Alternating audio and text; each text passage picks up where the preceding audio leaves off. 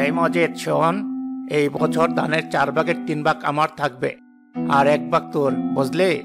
আর তা যদি না হয় তবে আমি জমি অন্য কাউকে দিয়ে দেব, তোকে দিয়ে আর চাষ করাবো না। মোড়ল মশাই, আপনি তো জানেন আমার আর কোনো উপার্জনের পথ নেই। এই দিয়ে আমি সংসার চালাই, নিজের কোনো বলদ গরুও নেই। অন্যের থেকে টাকা নিয়ে এসে চাষ করতে হয়। আপনি 3 ভাগ নিলে আমার যে খরচটাও উঠবে না মোড়ল মশাই, তখন তো না খেয়ে আরো ঋণী হতে হবে। আমি এভাবে কি করে চলবো? আপনি 2 ভাগ নেন, তাতেই আমি হিমশিম খেয়ে যাই, তবে কোনো রকমে চলতে পারি। কিন্তু 3 ভাগ নিলে আমি যে নিঃস্ব হয়ে যাব। তুই নিঃস্ব হয়ে যাবি তাতে আমার কি? আমি তো আমার লাভটাই দেখবো, তাই না? যেখানে আমি লাভ পাবো সেখানে আমি জমি চাষ করাবো। তোর পোষালে তুই চাষ করবি, আর না পোষালে করবি না। এতে কথার কি আছে? মোড়ল মশাই, যে জমিগুলো আমি চাষ করি সেগুলো তো আমাদেরই জমি। আপনি তো বলেছিলেন আপনাকে 1 ভাগ দিলেই হবে, তারপর বললেন 2 ভাগ। আমি সেটাও মেনে নিলাম, কিন্তু 3 ভাগ কি করে সম্ভব বলুন? তুই এখন ওই জমি তোদের বলে দাবি করছিস? শোন, ওই জমি আর তোদের নেই, ওই জমি এখন আমার। কারণ তোর বাবা আমার থেকে যে টাকা নিয়েছিল আর এতদিনে যে সুদ হয়েছে তা তুই কখনোই শোধ করতে পারবি না। তাই ওই জমি আর তোদের বলে দাবি করবি না। এখন আমার চোখের সামনে থেকে চলে যা। জমিদার মশাই, কেউ তো আপনাকে 3 ভাগ দান দেওয়ার কথা বলেনি, তাহলে ওকে মিথ্যা কেন বললেন? আর 3 ভাগ দান দিলে সত্যি তো কেউ চাষ করতে পারবে না। আরে বুঝিসনি, ওকে দে আমি আর চাষ করাবো না, তাই ওই কথা বলেছি। তা না হলে ও নিজে থেকে চাষ করা বাদ দেবে না, আর জমির উপর ওর অধিকার ফলাতে থাকবে। আমি তো সেটা হতে দিতে পারি না, তাই জমি একেবারে আমার করার জন্য ওকে বাদ দিলাম। এখন ও চাইলেও আর চাষ করতে পারবে না। আর এভাবে কয়েক বছর গেলে সবাই বলে যাবে এটা মজিদের জমি ছিল, তখন ওই জমি আমি আমার নিজের জমি হিসাবে দাবি করতে পারবো, বুঝলি?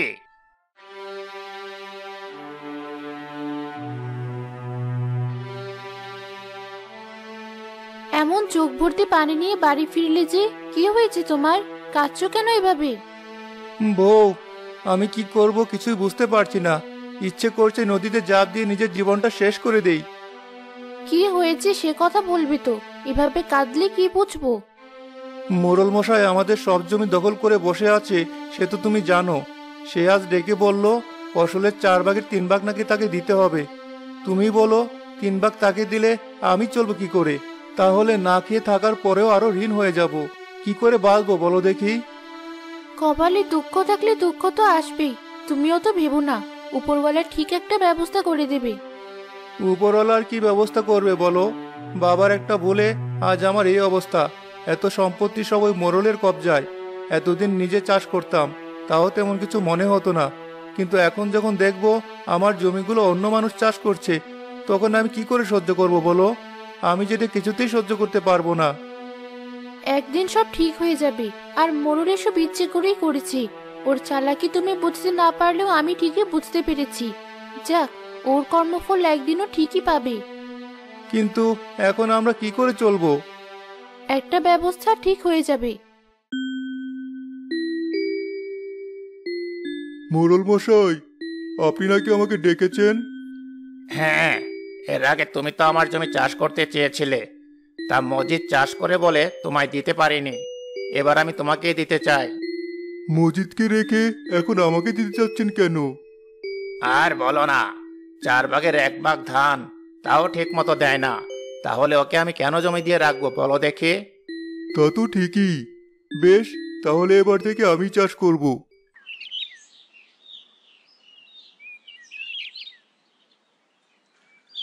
আরে জাহিদ ভাই যে, তা কোথায় গিয়েছিলে? গিয়েছিলাম একটু মোড়লের কাছে জমির বিষয়ে কথা বলতে। তুমি যে জমিগুলো চাষ করতে, তা এখন থেকে আমি চাষ করব। ও, তা ভালো। আসলে 4 ভাগের 3 ভাগ ধান মোড়ল মশাইকে দিয়ে দিলে আমি খাবো কি, তাই আর আমি চাষ করতে পারলাম না। তুমি ভালো করে করো। কি বলছো এসব? 4 ভাগের 3 ভাগ তাকে দিতে হবে মানে? আমাকে তো বললো 4 ভাগের 1 ভাগ তাকে দিতে হবে। অমন হলে কি আর আমি চাষ করতাম? কি বলছো তুমি এসব? আমাকে তো তাই বললো। গত কয়েক বছর থেকে তো 4 ভাগের 2 ভাগ দিতাম, এবার 3 ভাগ চেয়েছে। মোড়ল মশাই আমার সাথে এমন কেন করলো কিছুই তো বুঝতে পারলাম না। মোড়ল তো আরো বললো তুমি নাকি তাকে 1 ভাগ ফসলই ঠিকমতো দাও না, তাই নাকি সে আমাকে দিচ্ছে চাষ করতে। দেখি কি করে আমার সাথে।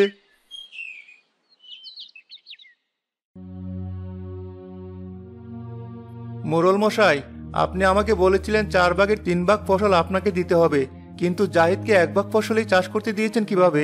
আমার সাথে এত বড় বেইমানি আপনি কি করে করলেন? আমার জমি আমি যাকে ইচ্ছা দেব, তাতে তোর কি? বেশি কথা বললে লেঠেলকে দিয়ে মেরে তক্তা বানিয়ে তোর বাড়িতে পাঠিয়ে দেব। গিয়েছিলি তো একটা কাজ খুঁজতে, তা এমন মুখ ভার করে বাড়ি ফিরলে কেন? কোনো কাজ পাওনি? কাজ আর খুঁজতে পারলাম কোথায়? তার আগেই তো মনটা নষ্ট হয়ে গেল। মোড়ল মশাই 4 ভাগের 1 ভাগ ফসলের বিনিময়ে তার জমি জাহিদকে চাষ করতে দিয়েছে। আরও বলেছে এতদিন আমি নাকি তার 1 ভাগ ফসলও ঠিকমতো দেইনি। পরে আমি মোড়ল মশাইয়ের কাছে গিয়েছিলাম কথা বলতে, সে উল্টো আমাকে মারার হুমকি দিয়ে তাড়িয়ে দিয়েছে। আমি কি করব কিছুই বুঝতে পারছি না বউ। মোড়লের কাছে ওসব আশা তুমি ছেড়ে দাও, উনি যা ইচ্ছে করুক, আমরা অন্য ব্যবস্থা করে নেব। তোমার জন্য আমি বিল থেকে শাক তুলে এনে ভিজে রেখেছি, এসো ভাত খাবে।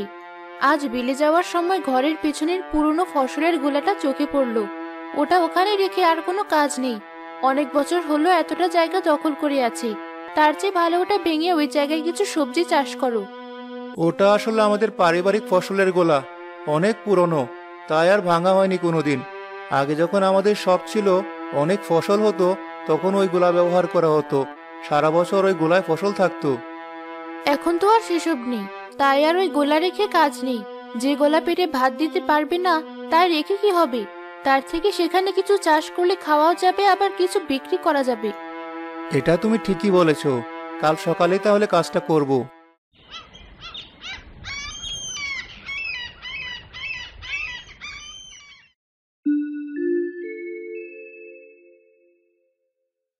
গোলায় দেখছে আবার তালাও দেওয়া আছে। ভেঙে দেখো ভেতরে কি আছে।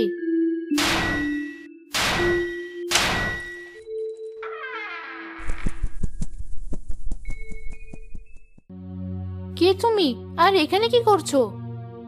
আমি তো নিজের চোখে বিশ্বাসই করতে পারছি না। কে তুমি? এখানে কি করছো? আর এখানে এলেই বা কি করে? আমি একজন পরী। অনেক বছর আগে আমি পৃথিবীতে ঘুরতে এসেছিলাম, তখন তোমার দাদা আমাকে ওই গোলায় বন্দি করে রাখে। আমাকে ছেড়ে দাও। না না, তোমাকে আমি ছাড়বো না। আমি কেবল জাদু শিখেছি, তাই এই অল্প জাদু দিয়ে এই গোলায় তোমাকে বন্দি করে রেখে গেলাম। যখন অনেক কিছু শিখতে পারবো, তখন তোমাকে দিয়ে আমার সমস্ত কাজ করাবো। আজ থেকে তুমি এখানে বন্দি থাকবে। আমাকে ছেড়ে দাও বলছি, না হলে তোমার অনেক ক্ষতি হবে। তোমার সবকিছু ধীরে ধীরে ধ্বংস হয়ে যাবে। আমার অভিশাপে কিচ্ছু ভালো হবে না তোমার। তুমি আমার কোনো ক্ষতি করতে পারবে না, আর আমার যদি কিছু হয়ও, তবু এখান থেকে তুমি মুক্তি পাবে না, যতদিন না আমার বংশের কেউ এই দরজা খুলবে। কে কোথায় আছো? বাঁচাও আমাকে, মুক্ত করো আমাকে। কেউ কি নিজে আমাকে বাঁচাবে? আজ কতদিন হয়ে গেল আমি এখানে বন্দি হয়ে আছি। কেউ কি নিজে আমাকে বাঁচাবে? দয়া করে কেউ আমাকে মুক্ত করো। এখান থেকে কেউ তোমাকে মুক্ত করবে না। আমি অভিশাপ দিলাম, তোমার মরণ হবে। তোমার সবকিছু ধ্বংস হয়ে যাবে। একবেলা খাওয়ার জন্য তোমার বংশধরেরা রাস্তায় রাস্তায় ঘুরে বেড়াবে। তার কিছুদিন পরে তোমার দাদা মারা গেলেন। ওই শয়তান লোকটা তো মারা গেছে। এবার তাহলে কেউ নিশ্চয়ই আমাকে মুক্ত করবে। কে আছো? বাঁচাও আমাকে, এখান থেকে বের করো আমাকে। কিন্তু কেউ আমাকে মুক্ত করে না। সবাই ভাবে হয়তো আমি তাদের ক্ষতি করব। এভাবে আমার মুক্ত হওয়ার আশা শেষ হয়ে যায়। আমি ডাকাডাকি বন্ধ করি। বছরের পর বছর কেটে যেতে থাকে। তোমাদের সংসারের অবস্থা দিন দিন খারাপ হয়, আমি বুঝতে পারি, কিন্তু আমার কিছুই করার থাকে না। তোমার বাবা তখন দিশেহারা হয়ে পড়েন। আমি এখন এত বড় এই সংসার কি করে চালাবো? সব ব্যবসা কি করে লস হচ্ছে কিছুতেই বুঝতে পারছি না।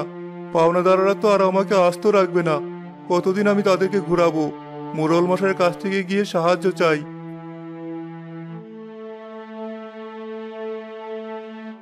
সবই তো বুঝলাম, কিন্তু এভাবে তো এত টাকা দেওয়া যাবে না। তোমাদের জমির দলিল যদি আমাকে দিতে পারো, তাহলে আমি টাকা দিতে রাজি। পরে যখন তুমি সুদসহ টাকা ফেরত দিতে পারবে, তখন কাগজ নিয়ে যাবে।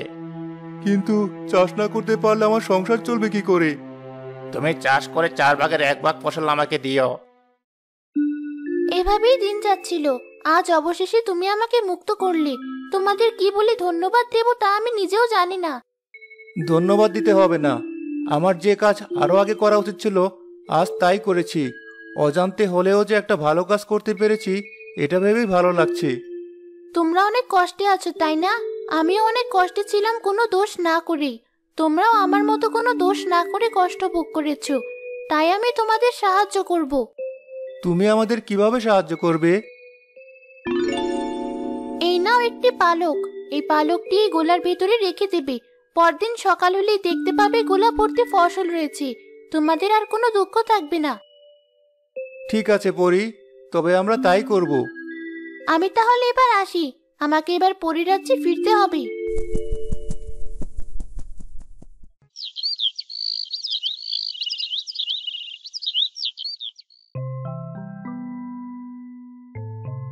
দেখে যাও, আমাদের গোলা ধানে ভরে গেছে।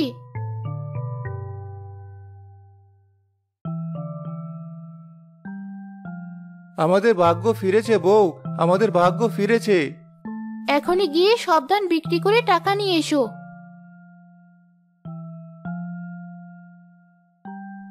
বউ দেখো কত টাকা হয়েছে আমাদের। মজিদ প্রতিদিন সব ধান বিক্রি করে টাকা নিয়ে আসে। অল্প কিছু দিনে তাদের অনেক টাকা হয়ে যায়। এবার এই টাকা দিয়ে আমাদের সব জমির কাগজ নিয়ে আসব। তাই করো। মোড়ল মশাই, আমি সুদসহ সব টাকা নিয়ে এসেছি। এবার আমার কাগজ ফিরিয়ে দিন। এত টাকা তুই কোথায় পেলে? সেটা আপনার জানতে হবে না। আপনি আমার কাগজ ফিরিয়ে দিন। আর যদি কোনো তাল বাহানার চেষ্টা করেন, তাহলে গ্রামের সব লোক ডেকে আপনার ব্যবস্থা করব আমি। না না, কিছু করব না। এই নে তোর জমির কাগজ।